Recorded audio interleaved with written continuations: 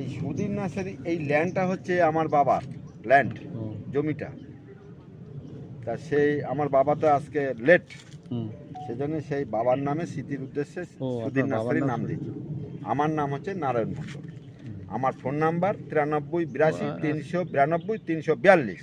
ওই বোর্ডে আছে তো আপনারা যারা অশোকনগর থেকে আসবেন, তা শিয়ালদার থেকে আপনার বনগা লোকাল ধরুন, আপনি বনগা ধরতে পারবেন, হাবড়া লোকাল ধরতে পারবেন, দত্তপুকুর লোকাল ধরুন।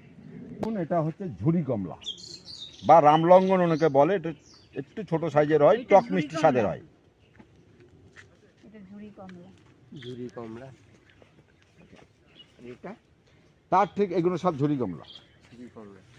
এর ঠিক ডান দিকে দাঁড়িয়ে আছে দেখুন বড় গাছে বিগ সাইড ছাতকি কমলা। এইটা ছাতকি কমলা।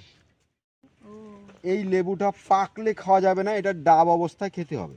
কচি থাকবে তখন খেয়ে নিতে হবে, কচি কচি যখন থাকবে তখন। এই জায়গায় সেই লেবু দেখুন ওই যে যখন কত বড় বড় ড্রাই হয়ে যাবে, আর এই যে কচি অবস্থায় যে দেখুন থল থল ধরছে, এই দেখুন এই লেবু মিষ্টতা চলে এসছে এবং প্রচন্ড মিষ্টি। কি লেবুটা?